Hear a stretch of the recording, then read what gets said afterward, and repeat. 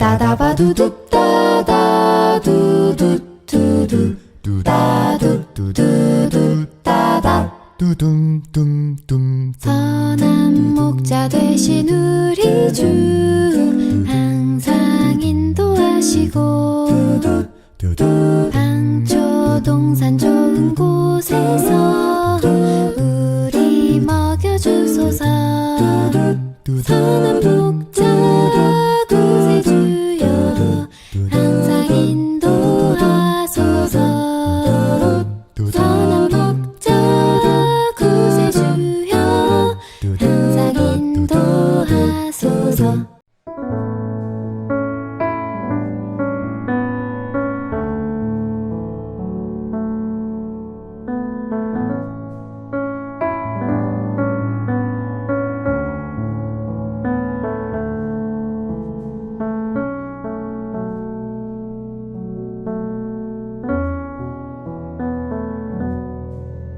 유다의 아사왕 제38년에 오므리의 아들 아합은 이스라엘의 왕이 되니라. 오므리의 아들 아합이 사마리아에서 22년 동안 이스라엘을 다스리니라.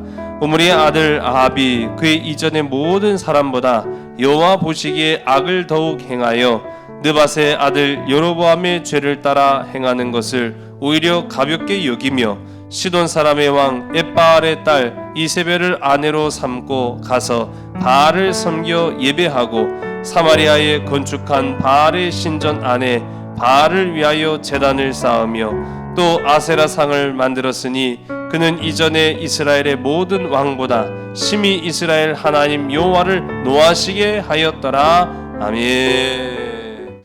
할렐루야.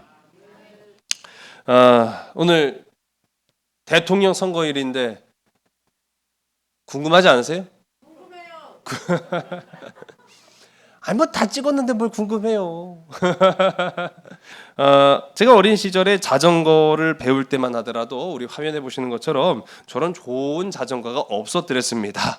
예, 어린이용 자전거라는 게 또 뭐 있긴 있었는데 저 어렸을 때만 해도 이게 굳이 어린이용 자전거를 두는 집이 별로 없었어요. 이제 사진에서 보시는 것처럼 이 보조 바퀴 이거만 있으면은요 뭐 얼마나 편해요.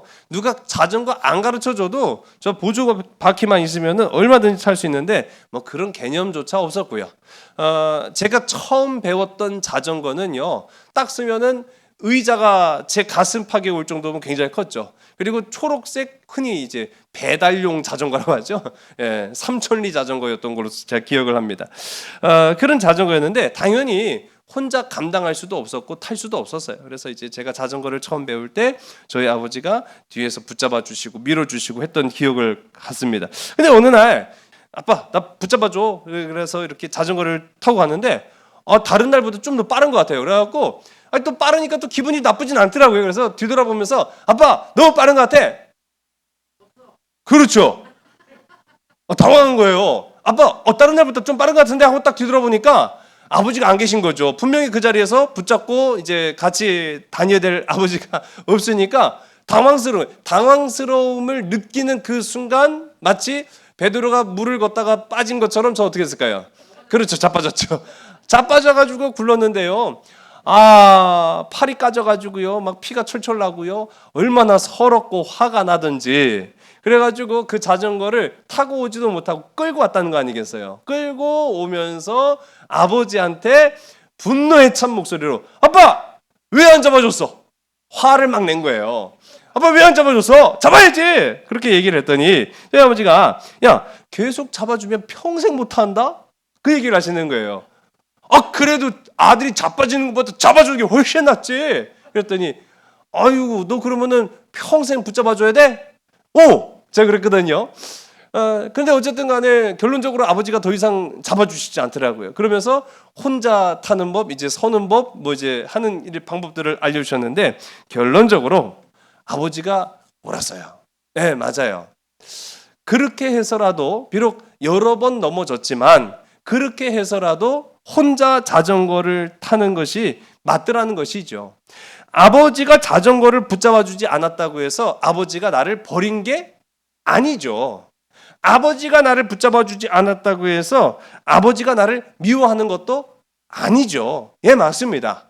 비록 자전거를 혼자 배우는 그 과정 속에서 내 마음에는요, 그렇죠, 붙잡아 줬으면 하는 그런 마음이 있었지만은 그럼에도 불구하고 아버지는 끝까지 내 곁에 있었고 마침내 저는 혼자 자전거를 탈 수 있게 되었다. 뭐 여기 계신 모든 분들이 아마 다 그런 비슷한 경험들을 공유하고 계실 것 같아요. 아버지가 자전거를 붙잡아 주면 저는요, 못 타도 잘 타는 놈이 되는 거예요. 그렇지 않습니까?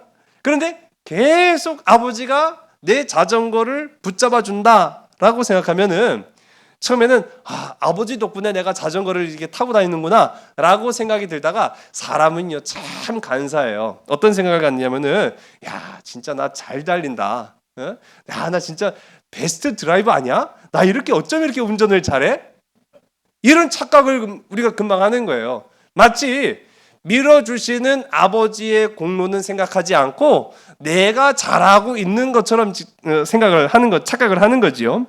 제가 오늘 이 말씀을 드리는 까닭이 뭐냐면요, 오늘 이제 우리가 로마의 역사를 통해서 성경의 시대를 비춰보고 성경의 시대 가운데에서 오늘을 살아가고 있는 우리가 지혜를 얻기 위해서 이 말씀을 사모하는 거 아닙니까?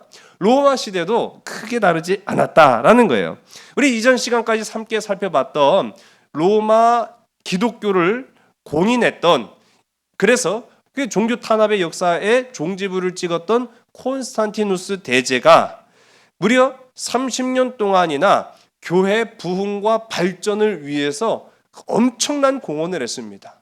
한마디로 말하면 교회가 그렇게 나아갈 수 있도록 끌어주고 밀어주는 견인차의 역할을 감당하는 것이 바로 콘스탄티누스 황제였어요.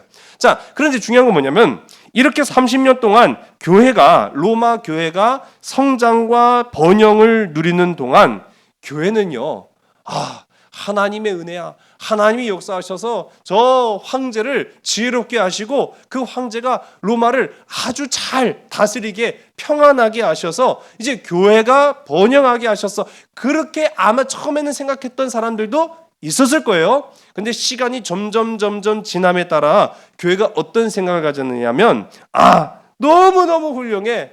누가요? 내가. 나 너무 훌륭한 것 같아. 와, 벌써 영적 거장의 수준에 도달한 것 같아. 누가요? 내가. 교회를 지어주고 저 막 화려한 성당과 십자가, 아름다운 웅장한 그런 건축물들을 지어준 거는 콘스탄티누스인데, 그 안에서 하나님을 예배드렸던 하나님의 예배자였던 많은 로마 교회와 로마 교회의 성도들은 차츰 내가 잘해서, 내가 기도, 내가 영적 거장, 난 진짜 능력 있는 것 같아, 그런 이제 색으로 착각을 하기 시작했다라는 거죠. 그런 순간 침몰합니다. 오늘 이제 역사의 한 단면을 우리가 한번 좀 살펴보려고 하는데, 그래서 기독교 변증학자였던 C.S. 루이스가 이런 말을 했어요. 하지만 하나님은 이런 상태가 지속되도록 내버려 두지 않으신다. 어떤 상태요? 누군가 뒤를 붙잡아주고 있을 때 내가 한 게 하나도 없어요. 사실은 내 공로 없어요.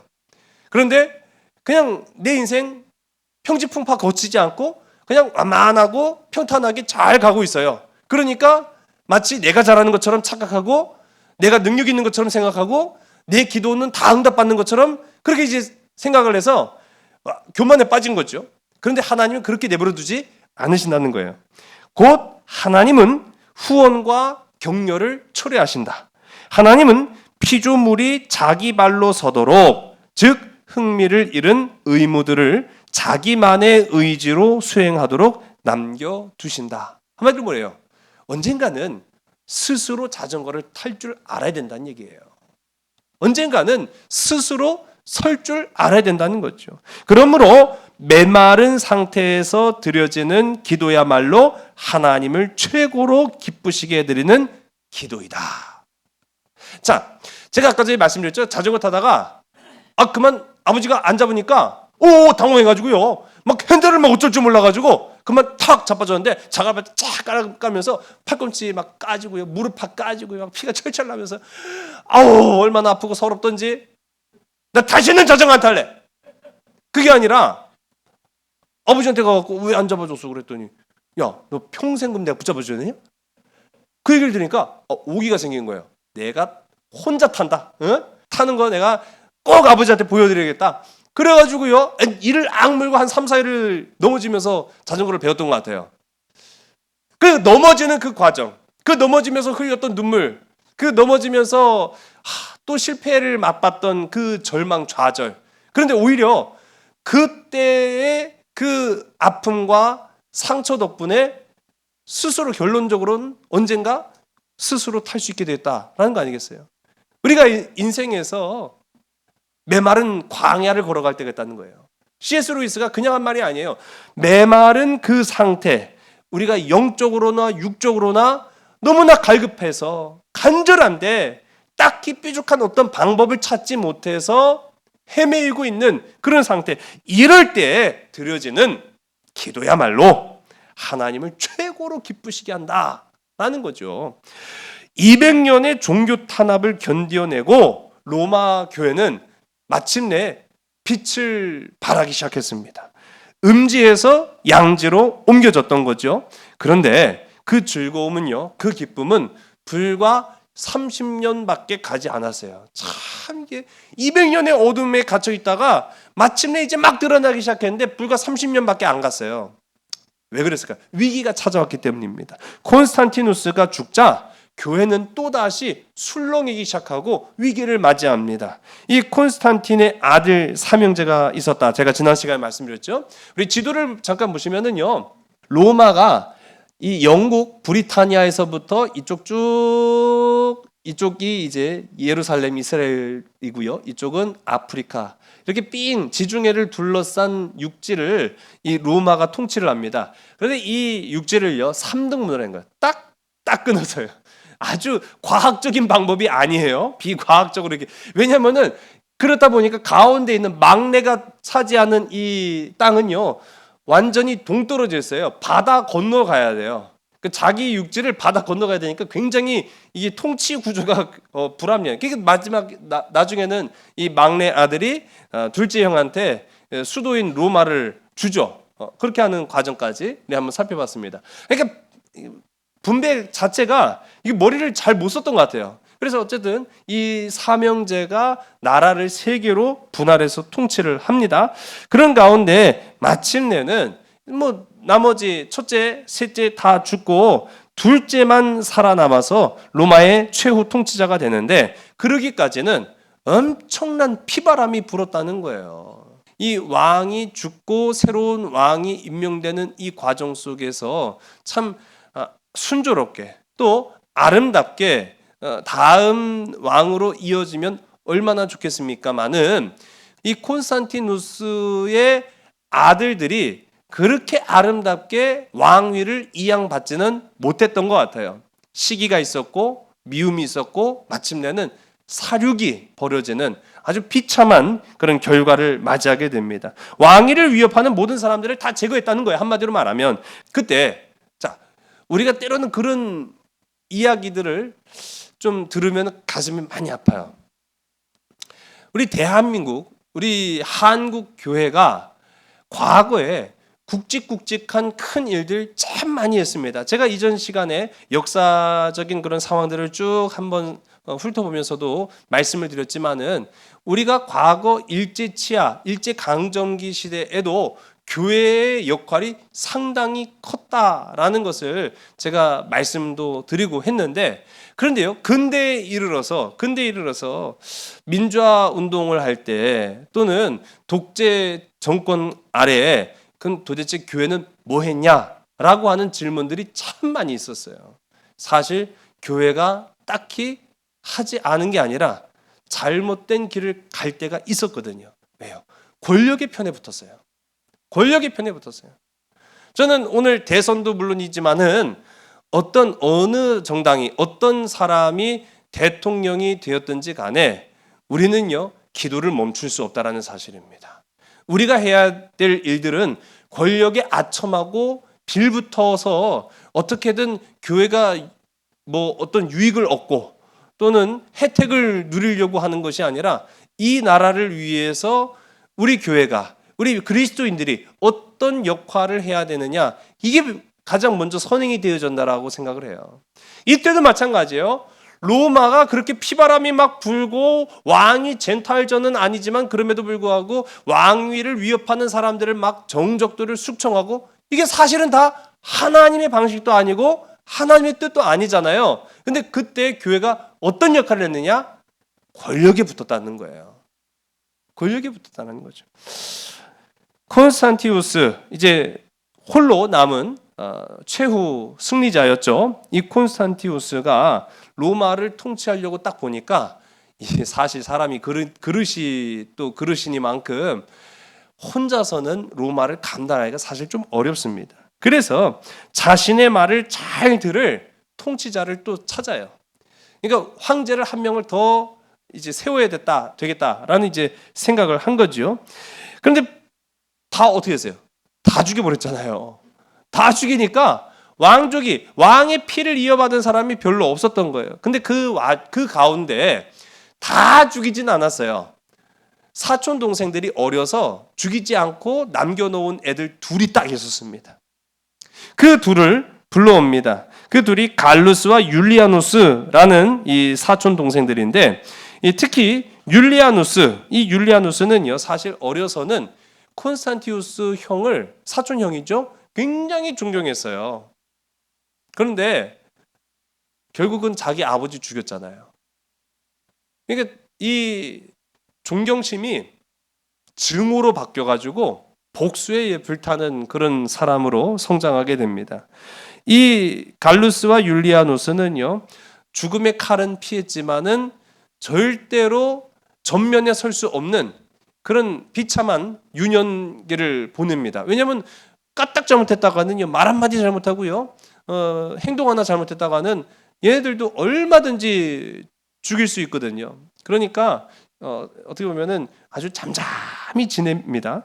잠잠히 지내는 가운데 가파도키아, 오늘날 이제 터키죠. 가파도키아 지역에서 6년 동안 유년 시절을 보내요. 거기에서 이제 뭘 했을까요? 공부만 한 거예요. 책만 팠어요. 근데 이 책을 파는 동안에 이 율리아누스는요, 그리스 문학과 철학 그리고 종교에 눈을 뜨기 시작합니다. 거기 이제 관심을 갖기 시작하는 거예요. 그런 가운데 이 율리아누스와 갈루스가 이제 어느 정도 이제 청년기가 된 거죠. 청년의 나이가 됐을 때 6년 뒤인 349년에 이 사촌형이었던 콘스탄티우스가 자기 혼자 이 큰 로마를 다 통치 못하거든요.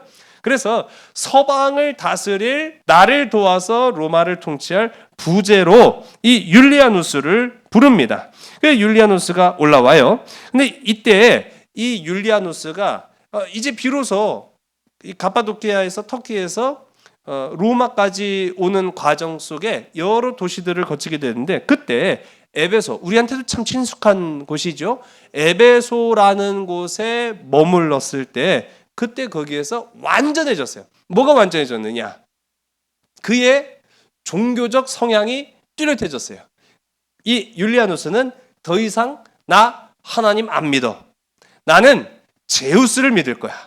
로마의 원래 신들, 이 로마의 신들이라고 하면은 거의 이제 그리스에서 온 신들을 섬겼거든요. 나는 제우스를 섬길 거야 라고 이제 굳게 마음을 먹습니다. 그러나 다만 그를 겉으로는 표현을 못해요.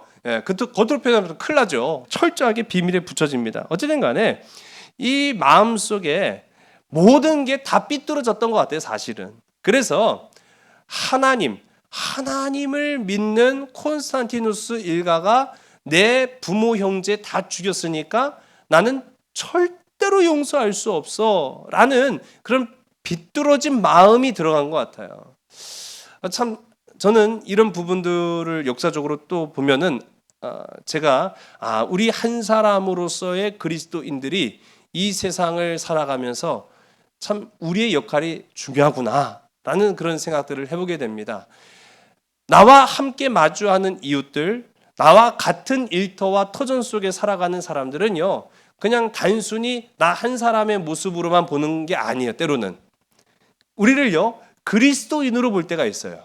내가 먼저 그렇게 내색하지 않고 내가 그렇게 얘기 안 해도 저 사람을 그리스도인으로 본다니까요. 참 웃겨요. 저도 군대 가 있을 때 보니까 아니 군대랑 사실 뭐 종교 활동이 물론 보장이 되어 있었습니다만은 그때도 근데 그거랑 내가 그리스도인인 거랑 때로는 일상생활에 아무 상관이 없거든요. 근데 뭔 흠 잡을 만한 일이 하나만 있어도 교회 다니는 게 왜 저래? 그런 얘기를 하면 와 진짜 걸레를 집어 던지고 싶더라고요. 실제로 그런 적은 없었지만은요. 때로는 세상 사람들은 우리를 그렇게 보는 거예요. 그래서 이 율리아누스가 얼마나 그 복수심과 증오심이 막 가득 찼으면 내 부모 형제를 죽인 하나님을 인정하지 않는 거예요.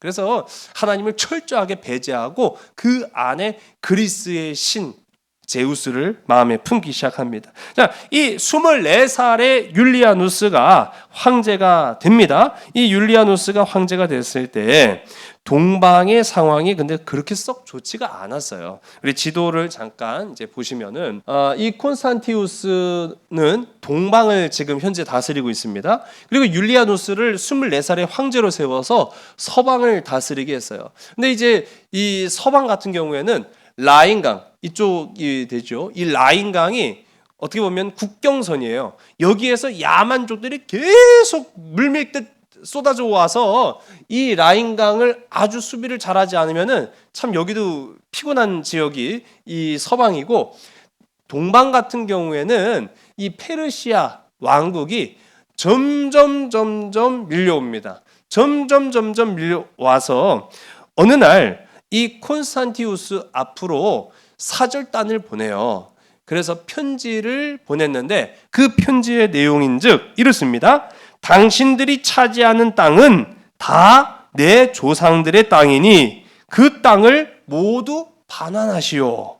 만약 내가 보낸 대사가 빈손으로 오게 되면 나는 겨울이 끝나자마자 모든 군대를 동원하여 그 영토를 되찾을 것이요. 라는 일종의 선전포고를 합니다. 요즘 국제 정치하고 그렇게 크게 다르지 않죠? 예. 언제부터 지 땅이었다고 그냥 야 그 땅 우리 땅이었어, 우리 조상의 땅이었어, 그러니까 내놔. 안 그러면 내가 쳐들어간다. 일종의 그런 선전포고를 해요. 코앞까지 위기가 닥쳐오니까 불안한 거예요. 큰일 났다. 이 어떻게 하면 좋을까라고 하다가 긴급하게 자기가 세운 율리아누스 황제에게 전가를 보냅니다. 그래서 자네가 가지고 있는 사촌 동생이죠, 어쨌든 간에. 그리고 자기 이제 아래 황제니까요. 자네가 가지고 있는 전군의 절반에 해당하는 병력을 지금 당장 동방으로 보내서 이 페르시아를 막을 수 있도록 해달라 하고 편지를 보내요. 자, 이 편지를 받아본 율리아누스 갔을까요, 안 갔을까요? 가요, 안 가요? 가요. 왜 가요? 그래도 가요? 그러면은 제가 다른 질문. 가고 싶을까요? 안 가고 싶을까요? 안 가고 싶어요. 그렇죠. 사회생활을 잘 하시네. 가고 싶진 않아도 가요. 맞아요. 그래요.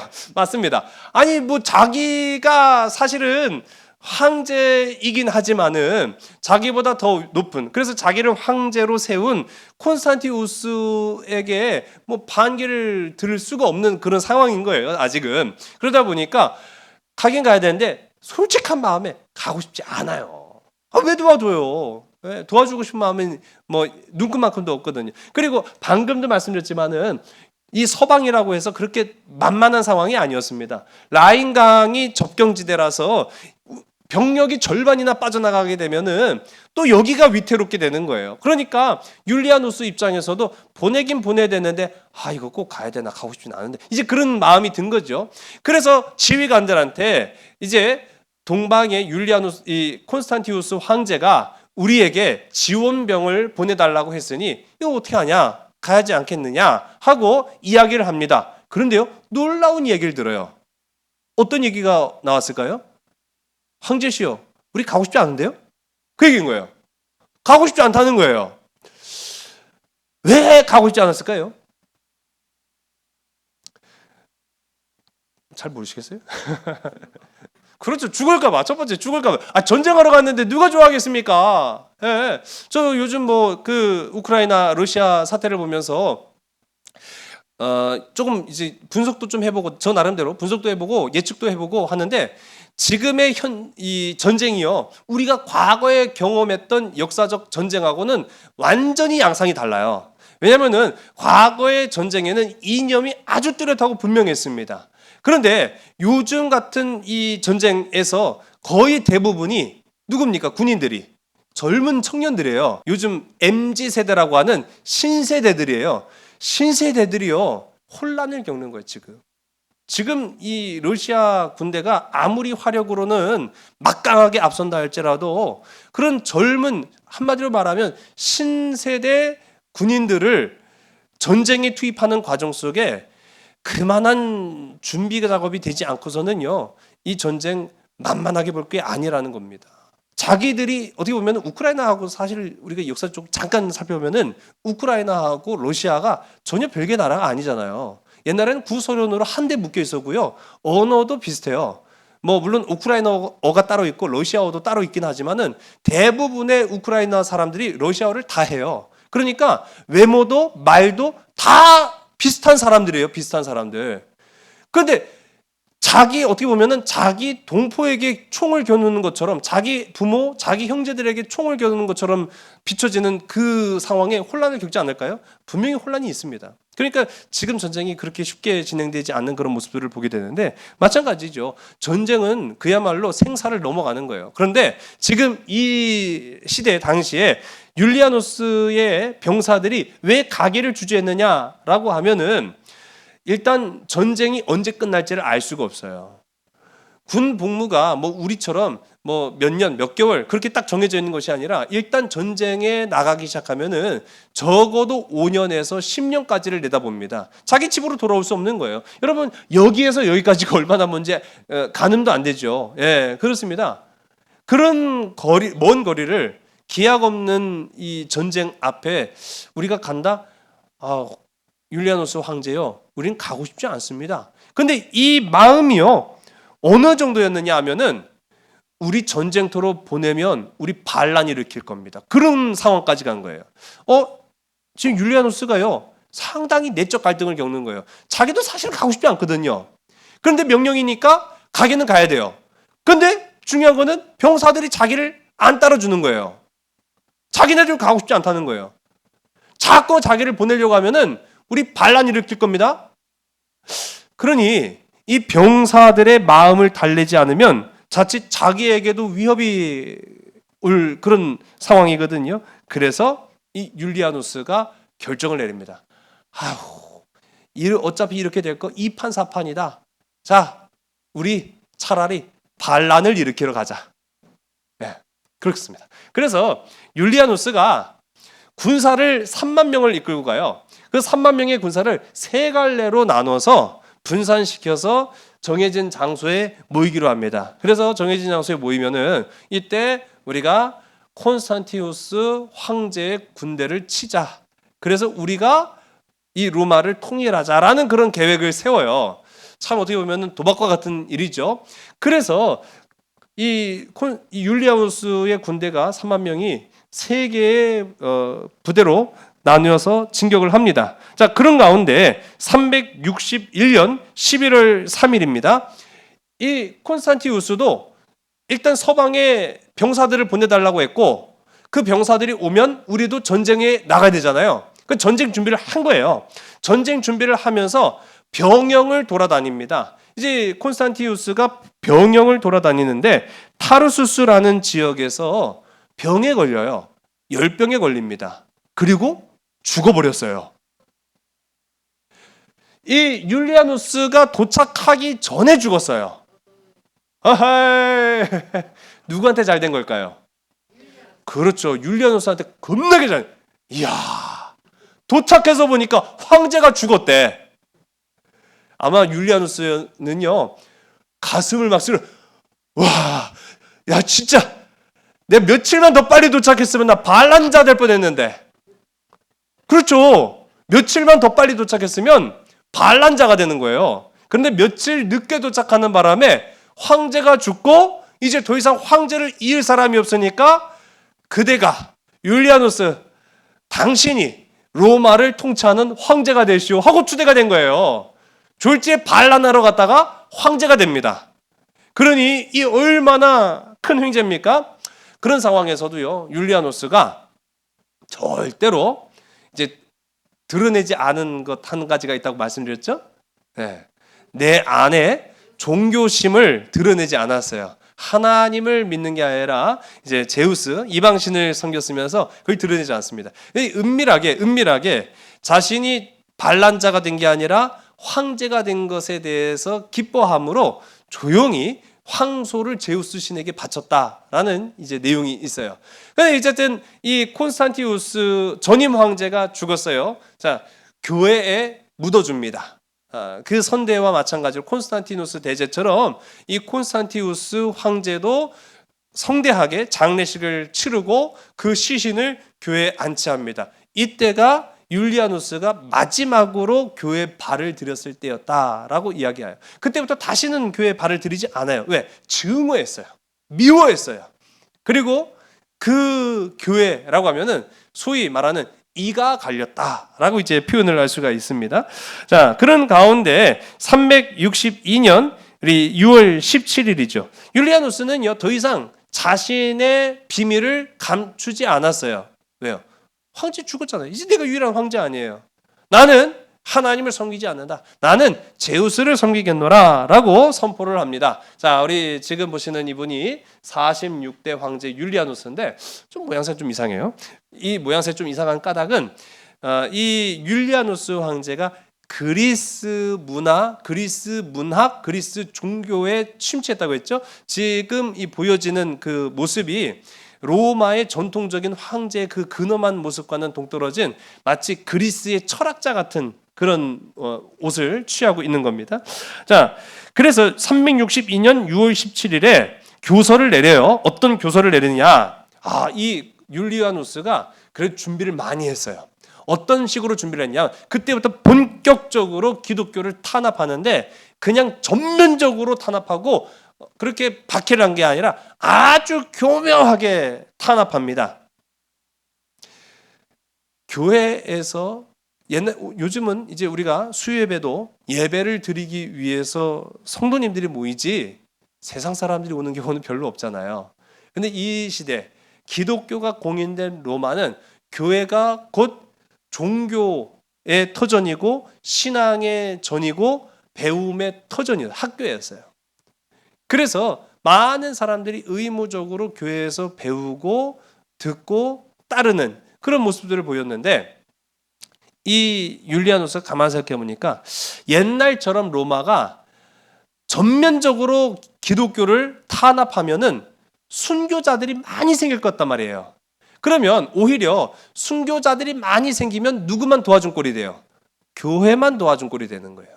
그러니까 그렇게 할 게 아니라 다른 방법으로 이 탄압을 해야겠다라고 해서 모든 교사들은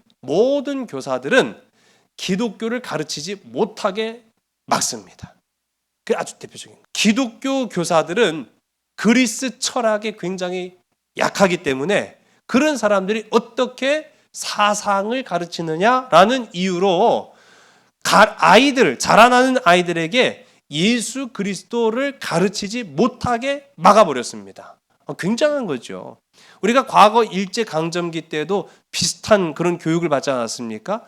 또 이때까지만 하더라도 지난 시간에 교회 안에 이 이단 종교가 들어가 있었다 말씀드렸죠. 아리우스라고 하는 사람, 이 아리우스파가 여전히 존재했어요. 그리고 아리우스와 반아리우스파가 존재했는데 이 거의 이제 정리가 된 까닭이요.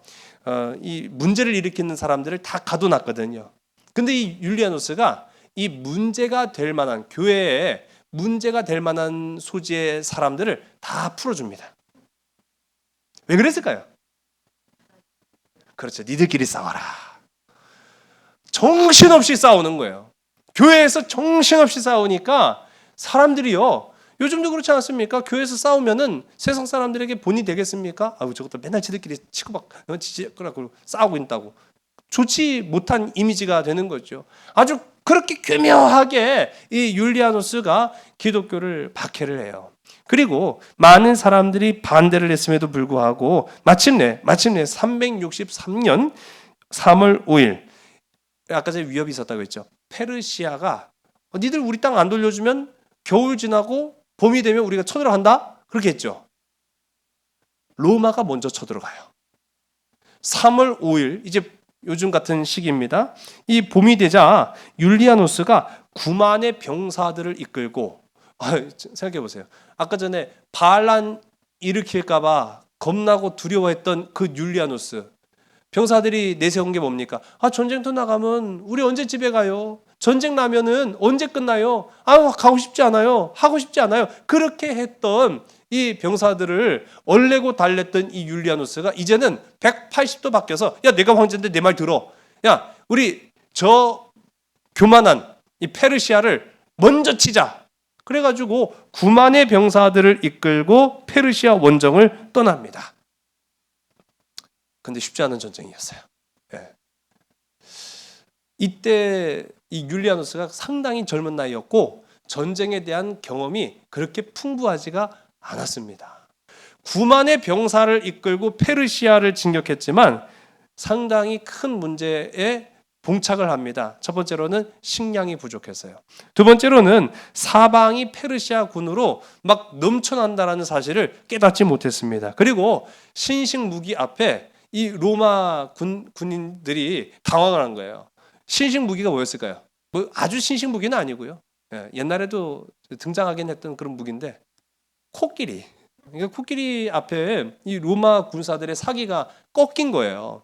그래서 이 로마 병사들이요 퇴각하기 시작합니다. 6월 16일이에요. 전쟁을 시작한 지 3개월이 지났습니다. 이 3개월이 지난 이후에 로마 군이 퇴각을 서두릅니다. 임금님, 이거 도저히 승산 없습니다. 이 전쟁을 딱히 이길 만한 뚜렷한 성과가 없으니 지금 당장은 퇴각하시죠. 그래갖고 이제 퇴각을 하는 거예요. 그렇게 퇴각하는 도중에 6월 26일 급습을 당해요. 율리아누스가. 그래서 창에 배를 관통당합니다. 다행히 죽지는 않았대요. 그런데 죽을 만큼 아프다가 그날 밤에 죽었어요. 결국은 이 율리아누스가 무모한 그런 행동들을 감행하다가 죽음에 이르게 됐는데 황제에 오른 지 불과 19개월. 그렇죠. 황제 2년도 못해 먹었어요. 31살의 나이에 그렇게 비참하게 전쟁터에서 죽었는데 이후에 역사가들이 이 율리아누스를 평가하기를 어떻게 평가하겠습니까? 딱 두 줄이에요. 기독교를 탄압했고 싸움을 부추기기만 한 어리석은 임금이었다라고 이야기를 합니다. 한마디로 말하면 실패한 황제였고 기독교에 있어서는 적 그리스도로 기억되는 존재가 되었다라는 것이죠. 우리 성경의 역사로 잠깐 넘어가면은요. 우리 성경 가운데 아주 대표적인 한 임금, 그러나 하나님의 편에 섰던 게 아니라 하나님의 반대편에 섰던 한 임금, 오늘 우리가 읽은 본문의 말씀 속에 나타나는 아합 왕입니다. 자, 이 아합 왕은요, 기원전 931년에 이 북이스라엘과 남유다로 이스라엘이 분열된 이후에 나타난 임금이거든요. 오늘 우리 말씀에도 오므리의 아들, 그 아버지 오므리 왕의 아들로 이제 이스라엘을 통치하게 됩니다. 정치적 불안의 연속이에요. 왜 불안했을까요? 하나님을 멀리했거든요. 하나님 멀리하니까 자꾸 불안해지는 거예요. 아합이 22년 동안 이스라엘을 통치하면서 우리 다른 이 고대 근동 시대의 문서들, 유물들을 발견해 보면은 이 아합이 놀랍게도요. 군사적으로도 굉장히 뛰어났고 정치적으로도 굉장히 뛰어났고 외교적인 업적도 상당했다라고 일컬어지지만 오직 성경은 어떻게 그를 기억합니까? 그렇죠. 악한 임금으로만 기억하는 거예요. 아니 한 게 그래도 있는데 정치적으로 군사적으로 외교적으로도 그래도 한 게 있는데 왜 성경은 왜 악한 왕이라고 말합니까? 왜 그럴까요? 성경의 관심은요 오직 그가 어떤 신앙을 가졌느냐 거기에만 초점을 맞추기 때문인 거예요. 하나님의 시각으로 보는 거예요. 오늘 우리도 마찬가지입니다. 한계 있는데 하나님, 내가 지금까지 이룬 업적이 있는데 그거는 좋게 생각하지 않고 왜 나를 이상하게 판단하십니까? 우리가 마지막 심판날에 그럴 수 있어요. 그런데 중요한 거는 바로 그거예요. 성경적 시각. 하나님은 나를 어떻게 보시느냐? 신앙으로 우리를 판단하신다는 사실이에요. 그래서 이 아합 왕이 오늘 말씀 가운데도 보면 3번 고발당합니다. 오늘 본문 30절, 31절 그리고 33절의 말씀인데 우리 화면을 보시고 우리 함께 읽습니다. 시작. 오므리의 아들 아합이 그의 이전의 모든 사람보다 여호와 보시기에 악을 더욱 행하여 아멘. 느밧의 아들 여로보암의 죄를 따라 행하는 것을 오히려 가볍게 여기며 시돈 사람의 엣바알의 딸 이세벨을 아내로 삼고 가서 바알을 섬겨 예배하고 또 아세라상을 만들었으니 그는 그 이전에 이스라엘의 모든 왕보다 심히 이스라엘 하나님 여호와를 노하시게 하였더라. 아멘. 이 모습은 완전히 하나님과 반하는 그런 행위에 대한 그런 모습들을 고발하고 있는 이 본문의 말씀들을 보게 됩니다. 이때 우리가 잘 아는 엘리야의 활약이 막 두드러졌을 때죠. 갈멜산에서의 대결, 우리 850대 1의 그 싸움 우리가 잘 압니다. 그런데 왜 이러한 암울한, 그래서 기독교가 하나님의 백성들이 박해를 받고 교묘한 탄압을 받는 이런 상황 속에 왜 우리가 주목을 해야 되느냐라고 하는 겁니다. 왜 이 시기를 우리가 주목을 해야 될까? 이토록 간절히 하나님을 구할 때가 이때만큼 더 어디 있을까라는 생각을 하는 거예요. 바로 그겁니다. 제가 말씀드렸잖아요. 대통령 선거 제가 홍보 책자를 보면서 야, 이거 누구를 대통령을 뽑지? 사기꾼을 뽑아야 되나? 물론 그런 건 아니지만 제 생각이에요. 또 이제 보니까요, 학력이 서울대학교 법학 석사. 그런데 자꾸 뉴스에는 법사하니까 법학 석사는 줄여서 법사인가? 그래서 법사를 뽑아야 되나? 아니면 진짜 그야말로 돈 많이 준다는 공중 부양할 분을 뽑아야 되나? 저는 진짜 그분이 대통령 되면은 진짜 공중 부양할까 봐 겁나요. 그래가지고 하나님 누구를 뽑아야 됩니까? 라고 막 간절히 기도했는데 응답이 왔을까요? 왔어요. 안 오던데요. 그래가지고 왜 이런 기도에 응답 안 하시지? 나 갈등되는데 막 제가 응답 받았으면 확실하게 우리 성도님들한테 아무개를 뽑으시라고 막 그렇게 했을 텐데 제가 응답을 못 받아갖고 확실하게 주장을 못 하겠는 거예요. 그래가지고 어떻게 하지? 막 그러면서도 투표를 했습니다. 근데 투표를 하고 나니까 더 걱정되는 거예요. 이거 이 나라 대한민국을 하나님이 진짜 보호하셔야 될 텐데 막 하면서 이제 제가 그런 생각을 하는데 제가 이전에 이렇게 그토록 간절히 나라를 위해서 기도했던가라는 생각해 보니까 안 했더라고요. 오히려 위기의 시대에 우리의 기도가 간절해지는 줄로 믿으시기 바랍니다. 환난의 때에 우리의 믿음이 더욱 견고해지는 줄로 믿으시기 바랍니다. 고난과 위기가 주는 유익이 있더라는 거죠. 로마도 이스라엘도 편한 삶을 누리다가 다시 찾아온 핍박과 박해 앞에 그냥 그야말로 추풍낙엽처럼 흔들렸어요. 아주 심각한 상황이 온 거죠. 도대체 이 심각한 상황을 우리가 어떻게 헤쳐나가야 되는가라는 그런 생각도 분명히 했을 거예요. 그런데 우리가 가만히 생각해 보면은 과거 이스라엘 백성들이 출애굽을 할 때 자신들에게 적대적인 사람들을 지나가야만 했잖아요. 그때 우리가 말씀도 함께 나눴습니다마는 출애굽이 끝이 아니었어요. 가나안까지 가는 그 여정이 굉장히 고단했단 말이에요. 가로막는 사람들도 있었어요. 핍박하는 사람들도 있었어요. 막 전쟁으로 위협하는 사람들도 있었어요. 그때 그 막혀진 길을 뚫고 지나가야만 하지 않았습니까? 그때 이스라엘이 누구만 의지했다는 걸 우리가 알죠? 하나님만 의지했다는 거예요. 맞아요.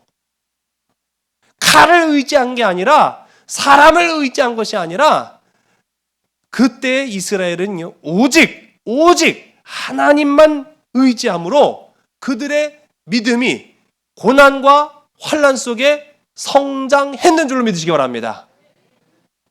그냥 뒤에서 하나님이 붙잡아 주셨던 이스라엘이 그 고난을 거치면서 그 환란의 광야를 지나가면서 성장했는 줄로 믿으시기 바랍니다. 이걸 우리가 주목해 보는 거예요.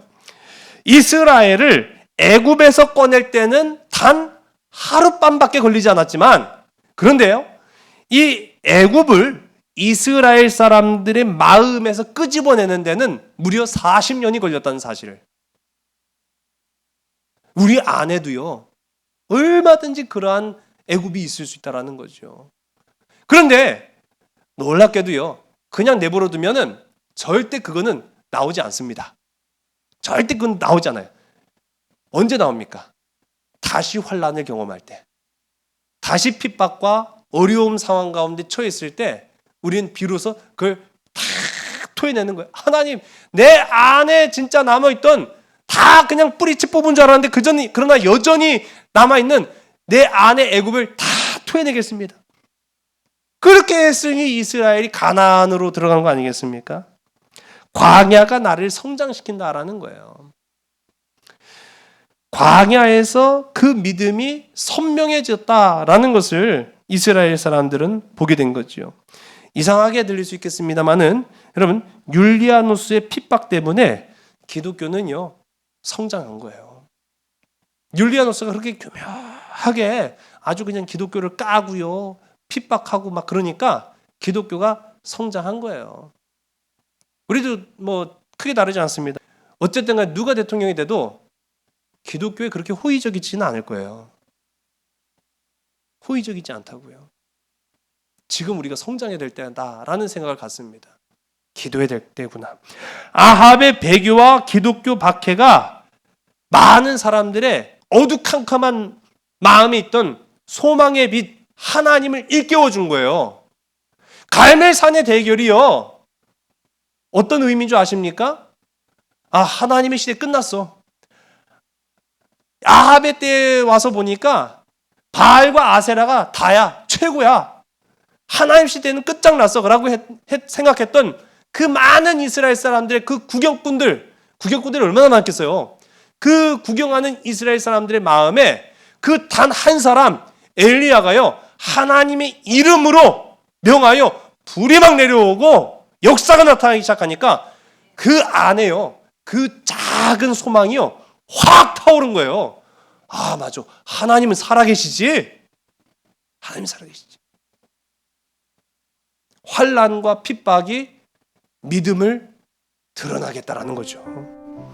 오늘 이 말씀 저와 여러분의 삶에 적용해 왔으면 좋겠습니다. 역사라는 것은요, 어떤 분들이 그렇게 이야기하더라고요. 역사는 이미 우리에게 던져진 상황이다. 역사는 이미 우리의 삶에 던져진 상황이라는 거예요. 그렇다고 한다면 이 던져진 상황에서 우리가 어떤 선택을 해야 되느냐라는 것인데, 누가 대통령이 됐든 기독교는 반성하고 교회는 회개해야 된다라는 사실입니다. 왜요? 그 상황이 우리에게 지금 던져졌으니까요. 그 상황이 던져졌기 때문에 우리는 기도해야 됩니다. 하나님이 자전거를 놓으셨다고 해서 하나님이 떠나가신 게 아니라는 걸 우리가 기억을 해야 돼요. 하나님이 왜 우리 대한민국을 과거 70년대 80년대 막 교회가 부흥하게 하시고 성장하게 하시고 그렇게 해서 막 하나님이 견인하셔갖고 이끄셨는데, 왜 지금 오늘날에 와서는 교회가 막 망하는 것 같고 교회가 세상에 손가락질 받는 것 같고 왜 그렇습니까? 라고 하는 그런 고민과 염려, 근심 앞에 우리가 놓이잖아요. 지금 우리가 다시 한번 생각해 보는 거예요. 하나님은 끝까지 우리 곁에 계시는구나. 우리로 기도하게 하시는구나. 이 나라 이 민족과 함께 하시는구나. 우리가 더 성숙하고 성장한 그리스도인들로 살아가게 하시려고 지금 이러한 어려움 가운데 우리를 던져놓으셨구나 라는 생각을 해보게 됩니다. 오늘 이 환난의 때에 기도할 수 있는, 이 고난의 때에 하나님의 말씀을 의지할 수 있는, 그리고 이 사순절 기간을 통해서 나라와 민족과 가정과 온 세상 열방을 위해서 기도할 수 있는 저와 여러분 우리 모두가 다 되기를 주의 이름으로 간절히 소원합니다. 기도하시겠습니다. 아버지 하나님, 끝까지 나와 함께 하시는 하나님을 이 환난의 때에, 이 고난의 때에 발견하는 자들 되게 하여 주시옵소서. 하나님이 우리 인생에 자전거를 놓으셨다고 해서 원망만 하는 것이 아니라 우리가 이전에 하나님이 나와 함께 하셨던 그 말씀을 더듬으면서 하나님이 나와 함께 하신다라는 그 기쁨과 확신 속에서 굳건한 믿음을 가지고 성장할 수 있는, 그래서 하나님을 영화롭게 하고 하나님을 더욱 나타낼 수 있는 믿음의 백성들 되게 하여 주시옵소서. 모든 것을 주께 온전히 의탁하오며 참 사랑 되시는 나사렛 예수 그리스도 이름으로 감사하며 간절히 기도드렸사옵나이다. 아멘. 거친 길을 걸어갈 때도 험한 산이 앞을 막아도 빛 되신 주님